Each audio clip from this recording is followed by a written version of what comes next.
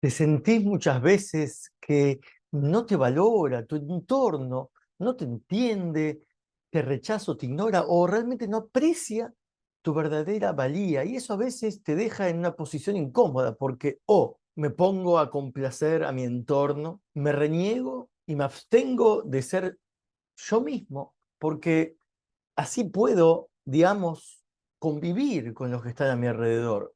O el camino que muy pocos toman y que debería cada uno empezar a tomar, que es hacerse valer, buscar aquel entorno que realmente pueda apreciarte.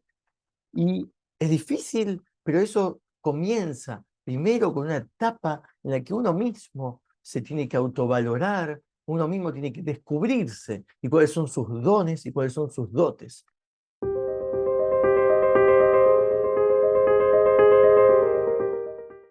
Un ejemplo para poder aprender a lo mejor a encontrar nuestro entorno, muchas veces lo prepara el escenario ayer mismo. ¿Qué quiere decir? Que quizás uno se siente cómodo en donde está, pero realmente ese no es tu lugar o eso no está explotando todo tu potencial. Y nos cuenta la historia, por ejemplo, que todos conocemos, de Yosef y sus hermanos. Él se la pasaba soñando con cosas proféticas maravillosas, se las contaba a su hermano totalmente inocente y a sus padres, pero todos identificaban que lo que él decía era una señal de presunción. No sabían apreciar, ni valorar, ni dedicarle tiempo a quizás que esta persona, jovencito en comparación a los demás, pero quizás tenía un don profético, les está anunciando lo que iba a pasar, pero no lo supieron ver. Al revés, lo desecharon, ignoraron y con el tiempo hasta planificaron deshacerse de él y así hicieron. Pero fíjense que al deshacerse de él no perdió su valor, sus dotes, sus dones. Al contrario, encontró un entorno donde sí se lo apreció. Incluso se lo apreció en un lugar tan distante a su identidad original y particularmente en el calabozo. En el calabozo, cuando él fue puesto en prisión, las personas que estaban en la cárcel, los mismos presos, tenían un sueño y ahí tenías a Yosef, el conocedor de cómo interpretar y entender los sueños, porque él mismo soñaba. Entonces, en un lugar menos esperado, se apreció su valor. Y después, eso también lo apreció el mismo faraón. Y entonces sus dones empezaron a tener sentido en un entorno inimaginable por él tiempo atrás. Y quizás él no lo hubiese podido planificar, porque a veces uno trata de ir a ciertas empresas, ¿no? A ciertas marcas, ir a dar su currículum y todo, y tocar esas puertas no te hace, la verdad, que te la abran y que te entiendan. No te pueden valorar por presentarte intencionalmente. Eso viene manejado, orquestado de arriba. Y en algún momento, dado, vas a encontrar ese escenario que te valora. Y a veces, lamentablemente, pasa que viene a través de algo negativo. En este caso, la venta de sus hermanos. Es terrible para un chico que le hagan esto, porque imagínate si él se hubiese quedado enganchado con los sentimientos de resentimiento y venganza, no hubiese podido superarse. Hay una historia terrible, terrible, real, pero no deja de ser algo que parece de ciencia ficción. Y esto lo cuenta el hijo del protagonista que en la Segunda Guerra Mundial había dos niños, amigos entre sí, y ya uno de ellos, su familia se estaba preparando para escaparse, consiguieron documentos falsos y lo necesario para poder escaparse de donde estaban antes que vengan los nazis y los maten. Y entonces el padre le dijo a la familia, miren, no cuenten esto a nadie porque ante ¿no? la necesidad de sobrevivir, es mejor mantener esto en secreto porque mira si lo escucha la persona equivocada y nos delata. Bueno, pero este niño dijo a mi amigo, yo se lo voy a contar porque mira, por lo menos me voy a despedir de él, le voy a decir que tenemos el plan de irnos y le contó todo el detalle de cómo se piensan ir. Y bueno, cuando llegó el momento de escaparse, el papá fue a buscar los documentos donde los escondió y ya no estaban. Y no, no estaban. Ya está, se perdió. ¿Qué había pasado? El niño de la familia fue bueno, a contarle todo esto a su amigo, mirá qué pasó, nos robaron, pero la familia de su amigo ya no estaba y su amigo tampoco estaba. Se habían robado todos los documentos ellos porque el chico quizás inocentemente se lo contó a su familia y así fue como eh, perdieron todo. Y este chico cuenta que, claro, su familia murió toda en los campos de concentración y él sobrevivió. Y fue a Estados Unidos. Y en Estados Unidos terminó encontrándose con su amigo de Europa y con su familia, obviamente, que habían sobrevivido porque le habían robado todos los documentos a él. Y a ver, ¿cómo te pensás que se sintió cuando vio a esta persona? Obviamente, el dolor de haber perdido toda su familia, sabiendo quién fue el que lo hizo, y aparte que te conocía, te conocía bien, era tu amistad. Entonces, es muy parecida a la historia de Yosef, es terrible, pero este chico cuenta ya de mayor, por eso esto se relata, ¿no? Se dejó como legado, porque él transmitió este mensaje a sus hijos y a sus nietos, que es, si yo me hubiese quedado enganchado por el sentimiento de venganza y de bronca, nunca hubiese podido formar una nueva familia en paz. Y él, al revés, formó una familia gracias a que pudo superar algo que la verdad que no tiene justificación. ¿Quién puede sanar de algo así? Es terrible. Entonces, cualquier otra cosa que nosotros tengamos que sanar, quizás hasta incluso parezca más fácil, o si nos comparamos, quizás se parezca algo similar. Pero todas estas historias, cuando tenemos a la Torá que nos cuenta una historia así, si bien contó una historia real más moderna, pero eso no deja de tener la validez de la historia de Yosef. Sí, Yosef se sigue contando cada año. ¿Por qué? Porque no pierde validez que algo así nos puede pasar, que nos traiciona un ser querido, que un vínculo que creíamos que era amigo nos terminó haciendo un daño terrible. Pero todo esto es un escenario que está manejado por el creador. Entonces, aunque esa persona que nos hizo el daño es culpable y ya tendrá que cargar con esa culpa, con ese malestar, etcétera, no deja de tener validez el hecho de que tenemos que saltearnos al personaje, hacer de cuenta que él tiene un guión y él lo ejecutó a la perfección. El creador le puso el aliento en su boca para insultar, para maldecir o para delatar o para robar o para hacernos daño. Entonces no hubiesen podido lograr lo que lograron de maldad si el creador no les hubiese habilitado el permiso. Entonces eso es lo que entendió Yosef cuando se los encuentra a sus hermanos más adelante. Él, sus hermanos están muy avergonzados, se sienten humillados y no le pueden ni siquiera hablar, mirar a la cara. Pero Yosef dice, no, no entienden, Hashem hizo todo esto para que yo les provea de vida.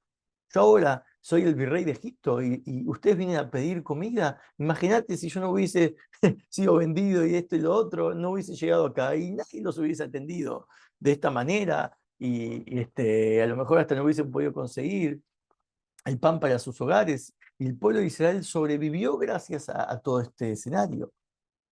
Y así vemos este mensaje que son dos enseñanzas realmente. Primero, que la valía de Yosef no fue apreciada en su entorno, pero sí fue apreciada en otro entorno.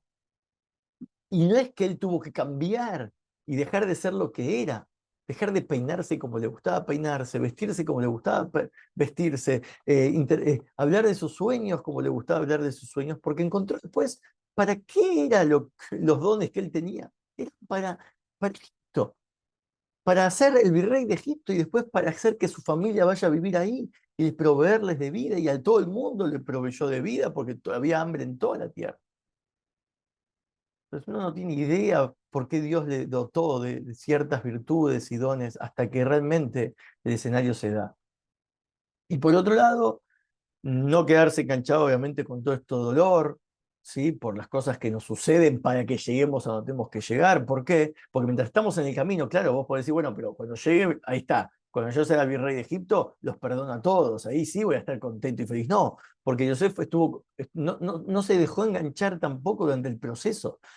En la casa de su patrón, no se dejó llevar por su dolor y actuó, por eso es que le fue dado el poder de toda la casa esa.